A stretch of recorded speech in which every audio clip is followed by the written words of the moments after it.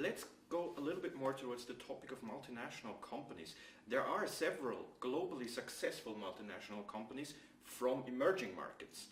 Those are challenging companies from advanced economies. Could you give us some examples on those? Yes, in fact, there are many so-called emerging giants, so multinational companies which are headquartered in emerging markets and are and have become globally active, and of course they are challenging the already established multinational corporations from advanced economies.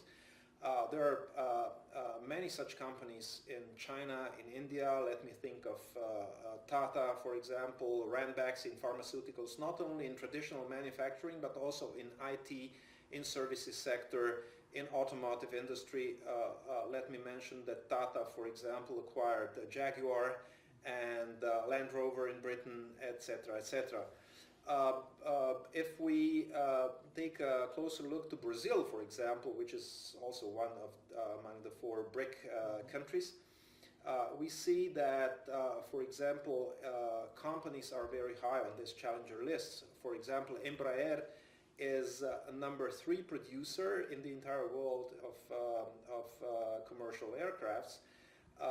Vale is the second largest mining company in the world, and for example, Natura is one of the most interesting and competitive cosmetic producers in the world.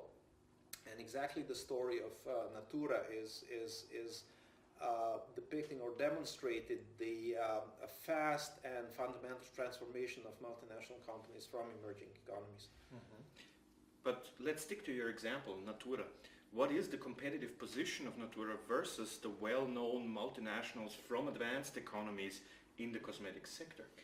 Well, let me give you some very short facts on Natura. The company started in the 60s as a store with 4 employees selling shampoos and moisturizing creams, etc., in Sao Paulo.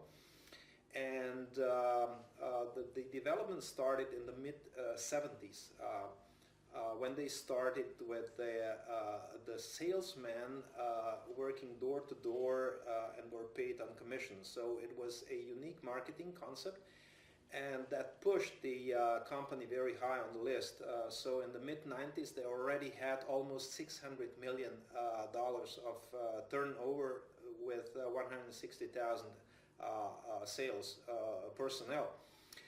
Actually, when Natura started to operate massively on the Brazilian market, for example, Procter & Gamble, which is a well-known, established company from advanced countries, started to compete on Brazilian market with a low-cost product, simple products.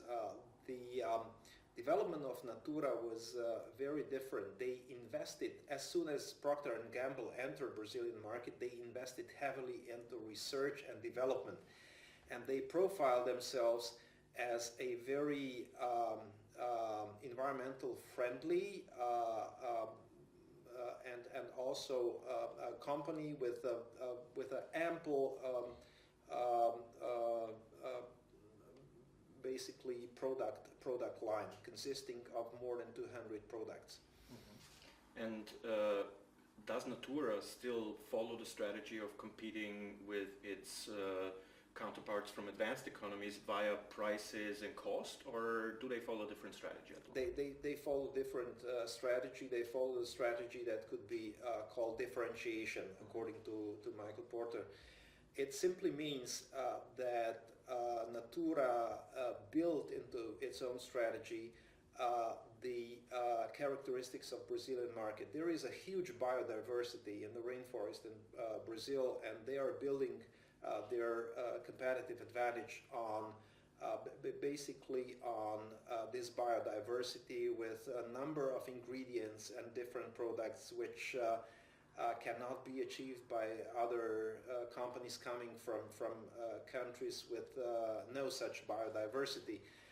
Secondly, they already started during the 80s the so-called refilling their products all products match the international security standards, are very organic, and they pay much attention to greenhouse gases emissions.